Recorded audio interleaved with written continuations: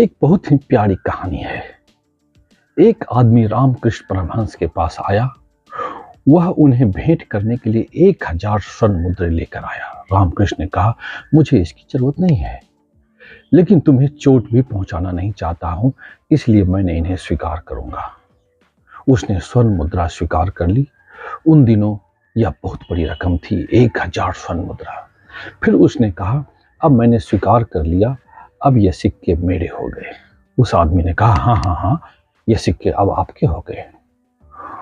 उन्होंने कहा, अब इन्हें ले जाओ और गंगा में फेंक दो, जो उस मंदिर के ठीक पीछे बह रही थी जहां पे वो बैठे थे।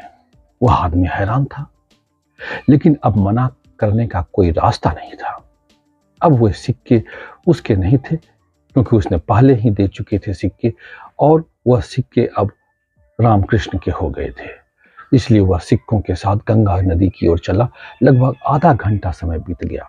रामकृष्ण ने कहा, उस आदमी को क्या हो गया?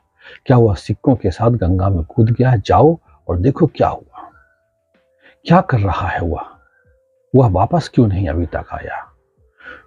उनके कोई शिष्य वहां गए और आकर बताया कि वह आदमी एक एक करके सिक्के फेंक रहा है। एक भीड़ इकट्ठा हो गई है और वह 1 2 3 गिन रहा है, और धीरे धीरे वह भीड़ को बड़ा कर रहा है और आनंद ले रहा है।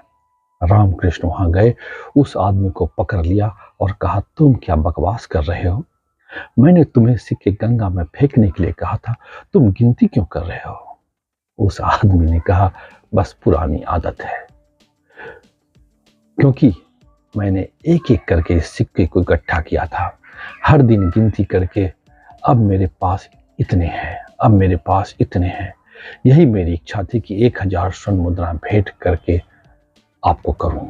रामकृष्ण ने कहा, जब कोई कमा रहा है तो गिनने का प्रासंगिक है, लेकिन जब कोई सब कुछ खो रहा है और एक एक करके फेंकना सरासर मूर्खता है। बस उनको सभी को फेंक दो। हम सब दान में भी रस लेते हैं, सबको दिखा कर देते हैं, ताकि सबको पता चले यह दानी है, महादानी है, परम दानी है। यह भी एक अहंकार का बहुत ही सूक्ष्म रूप है, एक झिनी चदरिया है जो आपको कहीं ढक लेता है। आप इसमें दान में भी आपको रस मिलने लग जाता है। कैसा लगा जरूर बताइएगा। धन्यवाद।